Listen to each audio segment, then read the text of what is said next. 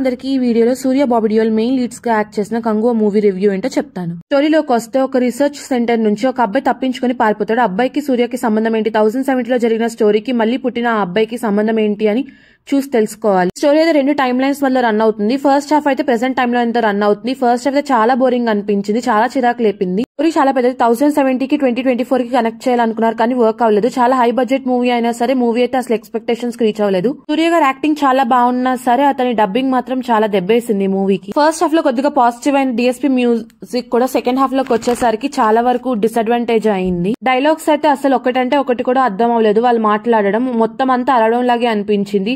Music కూడా చాలా loud గా ఉంది. హీరోయిన్ కి వచ్చేసరికి అయితే చాలా తక్కువ టైం ఇచ్చారు. అసలు ఎందుకు పెట్టారో కూడా తెలియదు. అంత ఎఫెక్టివ్ గా అయితే ఏం అనిపించలేదు. ఒక్క సీన్ కూడా ఎక్స్ట్రాడినరీగా అంటూ ఏం లేదు. దిశా పటాని, బాబీ డియోల్, యోగి బాబు వీళ్ళందరి క్యారెక్టర్స్ అయితే చాలా ఓకేగా ఉన్నాయి. ఫస్ట్ హాఫ్ అయితే చాలా దారుణం అని చెప్పొచ్చు. సెకండ్ హాఫ్ అయితే ఎమోషనల్ గా స్టార్ట్ అయింది. Bobby Deol and Surya tough fight and BGM అయితే చాలా ఓవర్ గా ఉంది. దీనిలో క్రొకోడైల్ ఫైట్ చాలా బాగుంది. కాస్ట్యూమ్స్ లోకి వచ్చేస్తే యాక్షన్ సీన్స్ కొన్ని బాగున్నాయి. Art work, costume designs and songs కూడా చాలా బాగున్నాయి.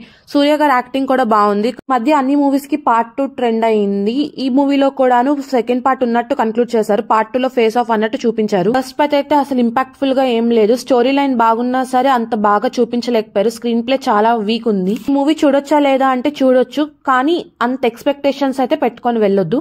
ఆల్రెడీ మూవీ చూసిన వాళ్ళు మీ ఒపీనియన్ అంటే కామెంట్ సెక్షన్ లో కామెంట్ చేయండి. ఈ వీడియో మీకు నచ్చినట్లయితే లైక్ చేయండి, షేర్ చేయండి, కామెంట్ చేయండి. మరిన్ని అప్డేట్స్ కోసం ఛానల్ అయితే సబ్స్క్రైబ్ చేసుకోవడం మర్చిపోకండి.